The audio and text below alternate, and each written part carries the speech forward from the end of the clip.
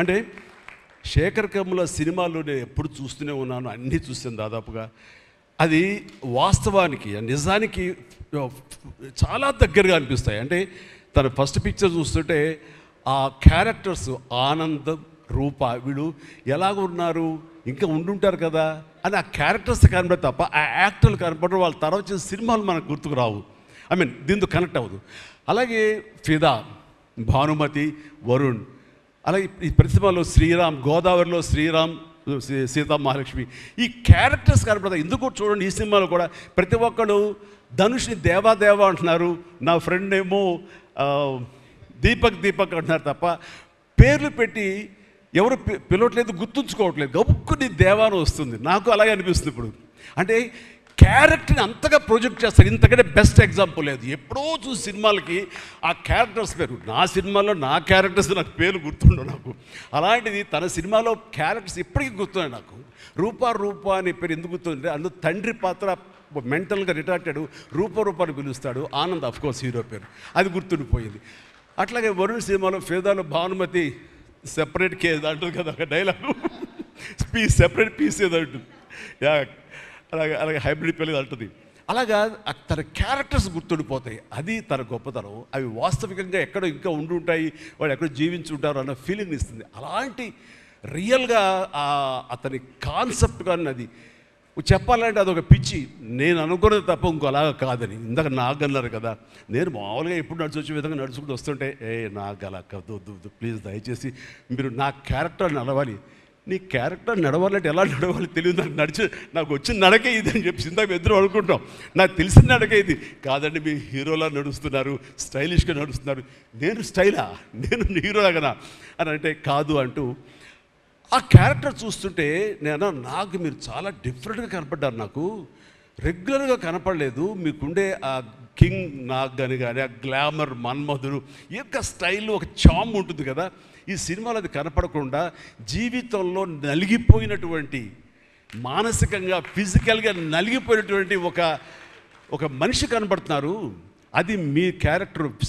ఏంటి ఇలాగుందేంటి నలిగిపోయినట్లుగా, బహుశా జైలు నుంచి బయటికి మళ్ళీ ఎప్పుడు వచ్చినప్పుడు మళ్ళీ ఫుల్ గ్లామర్లో కనపడతాడేమో సూటు గిట్ వేసుకుని. అంటే అప్పుడు కూడా భారంతోటో మానసికంగా ఆ ఒక దీనితోటో ఆ సంఘర్షణతోటో ముఖంలో ఆ హెవీనెస్ తోటో జీవితంలో ఏదో పోగొట్టుకుని ఏదో సాధించాలని ఏదో అనుకోవాలని ఏదో రకంగా అయిపోయినట్లా ఈ పరిస్థితుల్లో అన్న మీమాంసలో నలిగిపోతాం. ఆ నలిగిపోవడం అనేది ఫిజికల్గా and appearance wise performance wise చూపించగలిగాడంటే అది హెడ్స్ ఆఫ్ నాగ్. మీరు అన్నట్లుగా ఇది మీకు డిఫరెంట్, ఇంకో కోణం నుంచి మీకు హొరైజన్ మీకు ఓపెన్ అయ్యింది, ఇంకొక డోర్ ఓపెన్ అయ్యింది. తద్వారా బోల్డ్ అని ఫెంటాస్టిక్ క్యారెక్టర్స్ వస్తాయి. అండ్ మీరు అనుకున్నది ఉంటుంది, మీ లాంజివిటీ ఇంకా పెరుగుతుందని అనుకుంటున్నాను. మీ దోవలో నేను కూడా మీకు సమంగా నేను వచ్చేస్తాను నేను అనుకుంటున్నాను. అంటే ప్రతిసారి నాకు అన్ని విషయాల్లో కూడా నాకు సోర్స్ ఆఫ్ ఇన్స్పిరేషన్ అనిపిస్తుంది. అది హెల్త్ కానివ్వండి, కంపోజ్డ్ బిహేవియర్ కానివ్వండి, ఒక ట్రాంక్విల్ ఆలోచనలు కానివ్వండి, స్థితప్రజ్ఞత కానివ్వండి, ఏం జరిగినా సరే అంటే నవ్వుకుంటూ సరదాగా ఉంటాం. ఇవన్నీ చూస్తుంటే నాకు ఎంత ప్రశాంతంగా ఉంటాడు, ఎంత మానసికంగా ఉంటుందని. సో అలాగా ఈ ప్రొఫెషనల్గా కూడా ఈ సినిమాతోటి తను వెళ్ళే దారిలో వై నాట్ నేను కూడా రేపు పొద్దున ఏదైనా అవసరం వచ్చి ఓటీటీలో ఏదైనా సినిమాలు చేయాల్సి వస్తే కనుక ఏం ప్లాన్ నార్సింగ్ నువ్వే గబుని అన్నా కదా, గబుకొని రెడీ అయ్యి వచ్చే రేపు పొద్దున ఇంటికి. సో ఓటీటీలో ఏదైనా సినిమాలు చేయాల్సి వచ్చినా సరే, వెబ్ ఫిల్మ్ చేయాల్సి వచ్చినా సరే, దానికి కూడా మనం సమాయత్తం అవ్వాలి. దానికి నాకు ఈ రోజున నాకు తీసుకున్న నిర్ణయం నాకు కూడా ఒక ఇన్స్పిరేషన్గా అనిపిస్తుంది. Sir well done. ఈ సినిమా ప్రతి ఒక్కరికి న్యాయం జరిగింది ఈ సినిమాలో. అండ్ నా డైలాగ్ నువ్వు అనిస్తావు నాకు ఇందాక నేషనల్ క్రష్, నా క్రష్ కూడా అందుకని నేను ఆ మాట అనను కానీ అనుకుంటాను అంతే, పైకి మాత్రం నేను అనను. సరే అమ్మా, ఫెంటాస్టిక్ అమ్మా నువ్వు. అండ్ ఇప్పుడు కదా తన ఫస్ట్ సినిమా హీరోయిన్గా వచ్చినప్పుడు ఆ సినిమాకి ఇలాగే నేను గెస్ట్గా వచ్చాను. ఆ రోజు నుంచి తనని అబ్జర్వ్ చేస్తుంటే నటనా పరంగా కానివ్వండి, తన ఇమేజ్ పరంగా కానివ్వండి, day by day film after film ఎక్కడికో వెళ్ళిపోయింది. ఇది నేషనల్ క్రష్ కాదు, ఇంటర్నేషనల్ క్రష్ అయిపోయింది అమ్మాయి.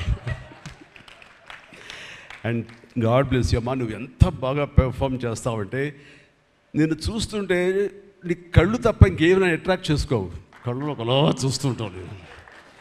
అండ్ ఆ కళ్ళతో ఏం పలికిస్తుంది ఎక్స్ప్రెషన్ అంటే ఇంకా అంత ఇంత కాదు. అండ్ ఈ సినిమాలో ఎంత నిడివి ఉంది, ఎంత లెంగ్త్ ఉంది క్యారెక్టర్ అనే దానికంటే ఎంత ఇంటెన్సిటీ ఉంది అంటే అందులో మాత్రం చూపించగలిగింది ప్రతిదీ. ముఖ్యంగా బిడ్డను హోల్డ్ చేసినప్పుడు ఆవిడ ఒక కన్న తల్లిలాగా, ఒక అమాయకంగా ఒక ప్రియుణ్ణి మోసపోయినప్పుడు వాడి వల్ల ఎక్కేసినప్పుడు నాకు చూడాలి అందులో సౌందర్య వచ్చేసి అప్పారావు వస్తాడు ఇంకా అటు కోసం వెయిట్ చేస్తానంటే పిచ్చమొహం అన్నట్టు ఫీలింగ్ వచ్చింది. అంత అమాయకురాలాగా ఉంది. అది మళ్ళీ ఇందులో కనిపించింది నాకు, ఆ సౌందర్య కనిపించింది ఆ క్యారెక్టర్ చేయటంలో. You done fantastic job. ఆ తర్వాత సీరియస్నెస్గా పెంచుకుంటూ, ఆ తర్వాత దేవాకి సపోర్ట్గా ఉంటూ అండ్ దేవాన్ని ఓన్ చేసుకునే విధంలో మాత్రం నీ ట్రాన్స్ఫర్మేషన్ కానీ నీ characterization well designed and well performed. Fantastic అమ్మా, ఫెంటాస్టిక్.